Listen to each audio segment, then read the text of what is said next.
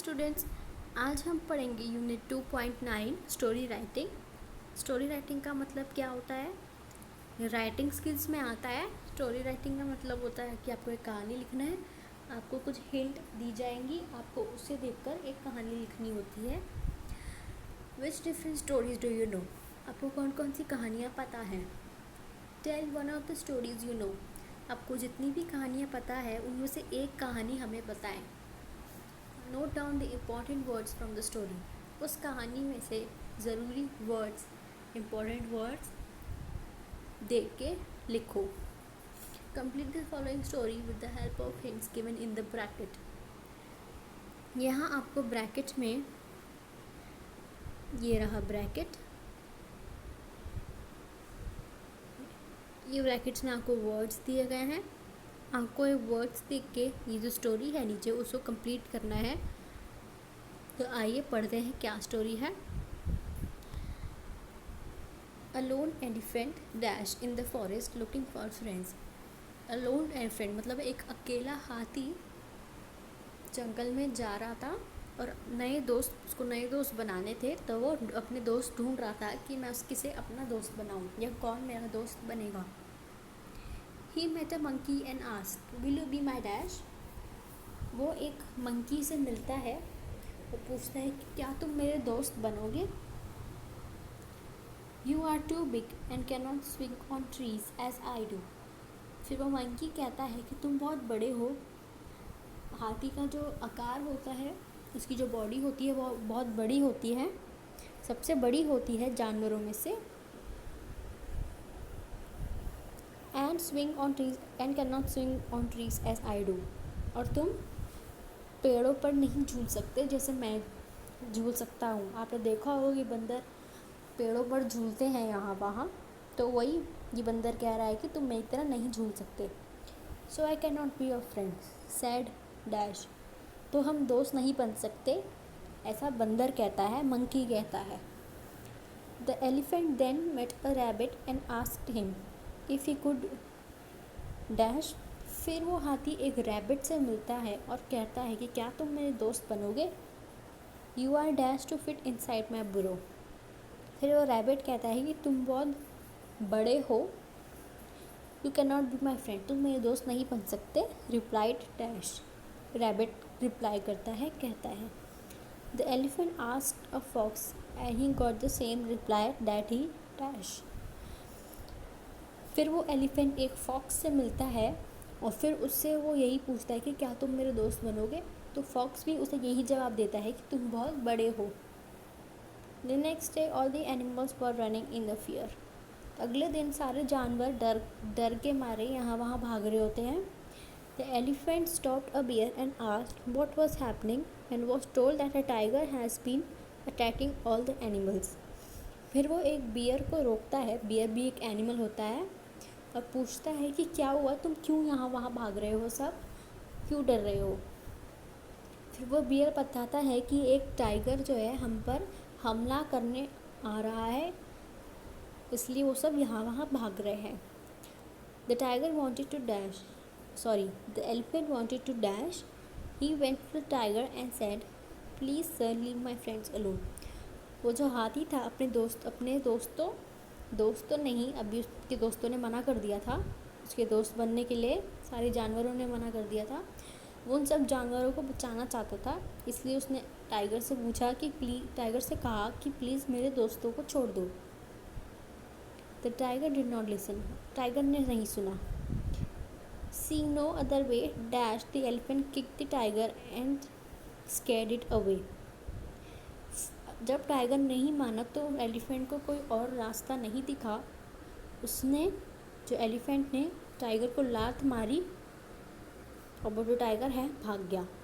Elephant then dash and told them what happened.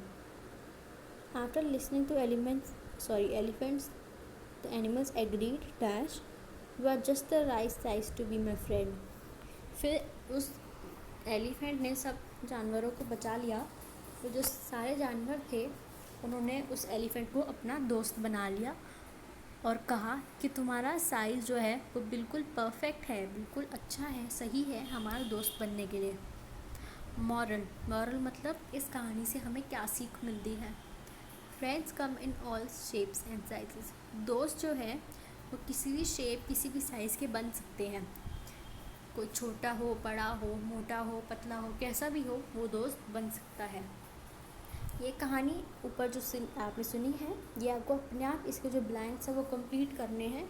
जो bracket में words दिए गए हैं मैंने अभी आपको बताया कहाँ दिए हैं। आंसर द फॉलोइंग, ये क्वेश्चन आंसर्स है। Who are the characters in the story. इस कहानी में कौन कौन से कैरेक्टर हैं, मतलब कौन कौन से जानवर हैं आपको ये बताना है। What do you like about them, उनके बारे में आपको क्या अच्छा लगता है।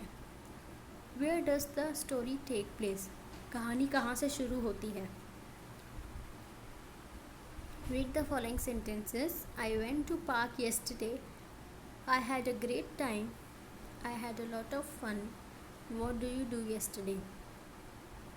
ये आप एक लाइन आपको दी गई है, इसे फिर से पढ़ते हैं।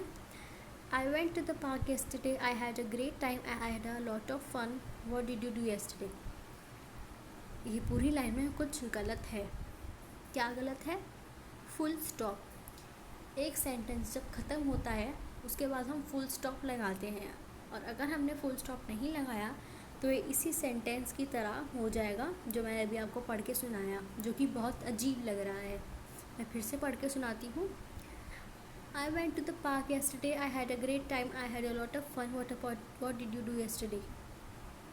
ये हमें पता ही नहीं चल रहा है कि ये सेंटेंस कहाँ ख़त्म हो रहा है और नया सेंटेंस कहाँ से शुरू हो रहा है। तो इसमें जो है वो एक फुल स्टॉप है। ये बिना फुल स्टॉप का एक लाइन है। अब हम इसको फुल स्टॉप के साथ पढ़ते हैं। I went to the park yesterday, I had a great time, I had a lot of fun, what did you do yesterday.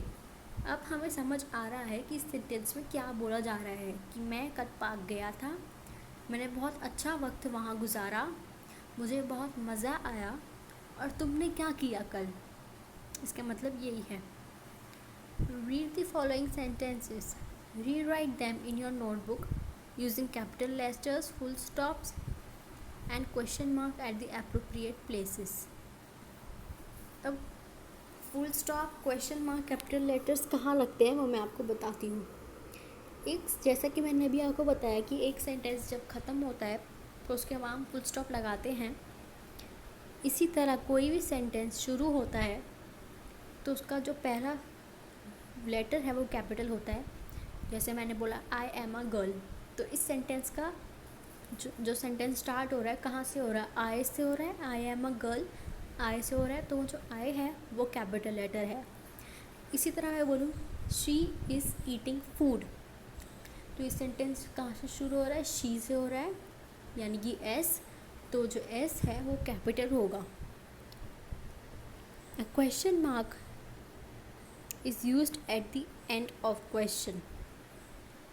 अगर मैं कोई भी क्वेश्चन पूछ जैसे हाउ आर यू, तो एक क्वेश्चन है, तो इसके लास्ट में मतलब यू, हाउ आर यू में यू के बाद एक क्वेश्चन मार्क लगेगा। आप देख सकते हैं ये रहा, यहाँ आपको बताया गया है, ये रहा क्वेश्चन मार्क, फुल स्टॉप, और ये single I is always capital. जैसा कि मैंने आपको बताया कि सिंगल आई यानी कि कोई भी, I am a girl, I am a boy, तो सिंगल आई है तो ये आई हमेशा कैपिटल होगा, और जो भी सेंटेंस स्टार्ट होगा वो हमेशा कैपिटल लेटर से होगा। First, I like to swim, इसका मतलब है कि मुझे तैरना पसंद है। इसमें क्या गलती है, इसमें क्या गलती है फर्स्ट वाले में कि आई, मैंने अभी आपको बताया कि जो आई होता है वो हमेशा कैपिटल होता है, तो यहाँ पे कैपिटल आई आएगा, ठीक है। इसी तरह नेक्स्ट, कैन यू सिंग, क्या तुम गा सकते हो, तो ये एक क्वेश्चन है, कैन यू सिंग, क्या तुम गा सकते हो, तो इसमें क्वेश्चन मार्क लगेगा क्योंकि ये एक क्वेश्चन है, ठीक है। इसी तरह से अब इसमें जो कैन है उसका सी कैपिटल होगा कि सेंटेंस जब स्टार्ट होता है वो कैपिटल लेटर से स्टार्ट होता है।